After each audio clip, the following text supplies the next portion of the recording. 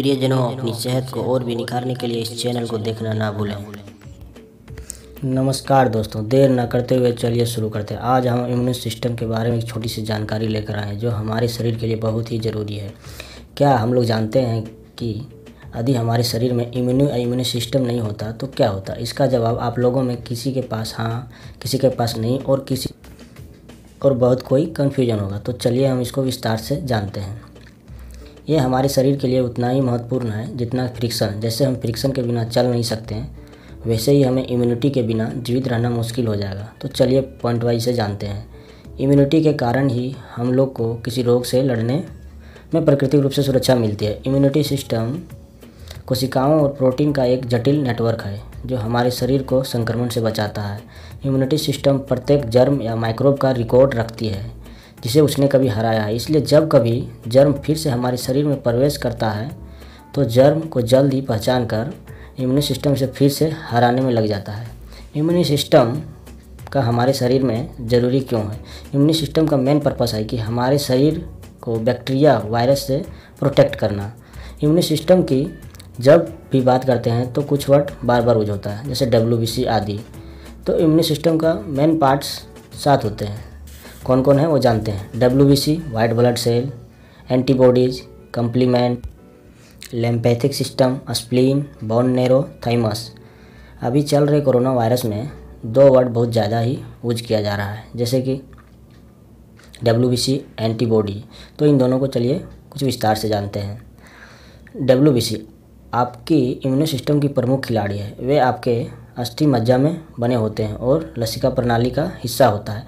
WBC हमारे पूरे शरीर में रक्त और टिश्यू के माध्यम से घूमती रहती है और जब भी पता चलता है कि हमारे शरीर में कोई वायरस या बैक्टीरिया घुसा है तो तुरंत WBC उस पर हमला करता है। एंटीबॉडीज़ क्या है? एंटीबॉडीज़ हमारे शरीर को जर्म या विषाक्त पदार्थ मीन्स जहर से लड़ने में मदद करता है। तो हम लोगों ने दोस्तों इम्यून सिस्टम का क्या, कैसे, क्यों जान लिए। अब सवाल उठता है कि हमारे शरीर में इम्यून सिस्टम अपने आप प्रचुर मात्रा में रहता है? तो इसका जवाब है नहीं। यदि ऐसा होता तो हम कभी बीमार ही नहीं पड़ते हैं। तो चलिए जानते हैं हम लोग इसको मजबूत कैसे करें। इसके लिए हम लोग को स्मोक कम से कम करना चाहिए। नहीं करें तो अच्छा है, मना तो नहीं कर सकते दोस्तों, क्योंकि जीने और खाने का आज़ादी है। अधिक से अधिक फ्रूट और वेजिटेबल खाएं, एक्सरसाइज रेगुलर करें, मोटापा कंट्रोल में रखें, अल्कोहल लिमिट बहुत कम ही मात्रा में लें, नहीं लें तो अच्छा है। साफ़ सुथरा रहने और रखने की कोशिश करें। यदि हम इतना करते हैं तो हम जल्दी बीमार होंगे ही नहीं। इम्यून सिस्टम को मजबूत रखने के लिए vitamin C, vitamin B6 and vitamin E वाले वेजिटेबल एंड फ्रूट ज़्यादा से ज़्यादा खाएँ। Vitamin C big immune system booster है। यदि हमारे शरीर में विटामिन C की कमी होती है तो हमें बीमार होने का चांस ज़्यादा होता है। विटामिन B6 इम्यून सिस्टम की बायोकेमिकल रिएक्शन में बहुत बड़ी भूमिका निभाती है। विटामिन E एक पावरफुल एंटीऑक्सीडेंट है जो हमारे शरीर को इन्फेक्शन से बचाता है।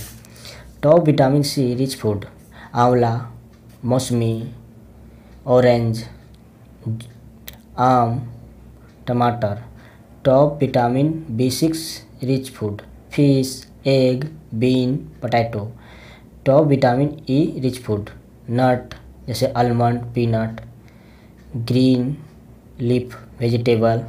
दोस्तों बहुत कोई विटामिन C की सप्लीमेंट की सलाह देते हैं जो ज़रूरी नहीं है और अच्छा भी नहीं है। फूड के माध्यम से ही। लास्ट में एक बोनस टिप, यदि इन चीज़ों को ध्यान रखने में बहुत पेचीदा लग रहा है तो डेली कम से कम 4 टमाटर, 1 कच्चा आम या 1 गिलास मौसमी जूस या 3 से 4 फ्रूट या वेजिटेबल मिलाकर जो आपके किचन में मौजूद हो, कम से कम आधा किलो उसको कर लें और डेली खाएं। आपके विटामिन C और ज़रूरी न्यूट्रिएंट्स पूरे हो जाएंगे इम्यून सिस्टम से लड़ने के लिए।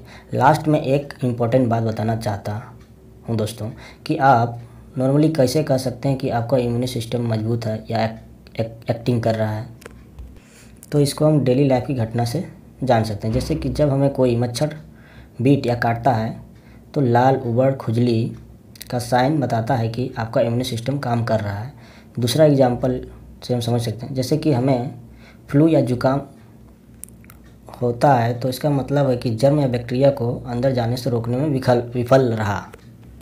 धन्यवाद दोस्तों। इस वीडियो से अगर कुछ जानकारी मिली हो तो कृपया करके लाइक और सब्सक्राइब करना ना भूलिएगा। अगर कुछ क्वेरी हो तो कमेंट कर पूछ सकते हो।